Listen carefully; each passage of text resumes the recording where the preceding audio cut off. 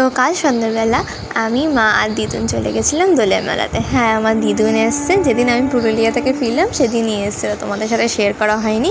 তার কারণ হচ্ছে আমার দিদুনের শরীরটা এসে খুব খারাপ হয়ে গেছিলো, জ্বর সর্দি। তো এখন দিদুন একদম ঠিক আছে। তো ওই জন্য আমরা একটু দোলের মেলা গেছিলাম, কারণ শুক্রবার আমার দিদুন চলে যাবে। তো মাসিরাও ফিরে যাচ্ছে, তো তাই ভাবলাম তার আগে দিদুনকে নিয়ে একটু ঘুরে আসি। এই হলো আমার দিদুন। আর আমার দিদুন বলছে এইটা নে, ওইটা নে, এই ভিডিও কর, ওই ভিডিও কর।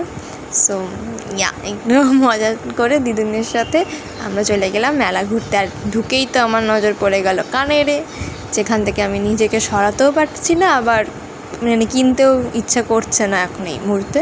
তো একটুখানি ক্লিপগুলো দেখছিলাম, তারপরে আমার আর মা আর দিদুন মিলে বোনের জন্য কিছু টুকিটাকি জিনিসপত্র কিনলো। তো আমার মায়ের ফুচকা ছাড়াও যদি কিছু পছন্দ হয়ে থাকে সেটা হচ্ছে কাঁচের কাপ। মেলায় আসবে আর কাঁচের কাপ কিনবে না, এটা তো হতেই পারে না। তো এটা ওটা সেটা দাম জিজ্ঞাসা করছে। তো মা বললো এখন নয়, পরে এসে এগুলো কিনে নিয়ে যাব। সো আমি এখানে ঘুরে ঘুরে বেড়াচ্ছি, কারণ এদের কাপ কিনতে অনেক লেট হচ্ছে, কি করব না করব। তো সেই করতে করতে আমি চলে এলাম এই সফট টয়ের দোকানটাতে। বেশ অনেক রকমের সফট টয় ছিল, কিন্তু আমি এর মধ্যে থেকে কিছুই কিনবো না। তো তারপর একটু খেয়ে নিলাম পাপড়ি চাট। তার আগে আমরা খেয়েছি চিকেন পকোড়া, কিন্তু সেটা খেতে খুবই বাজে ছিল। তো শেষে জিলিপি নিয়ে নিলাম। এবার যাব বাড়িতে। মেলায় আসবার জিলিপি নেমনটা হতে পারে?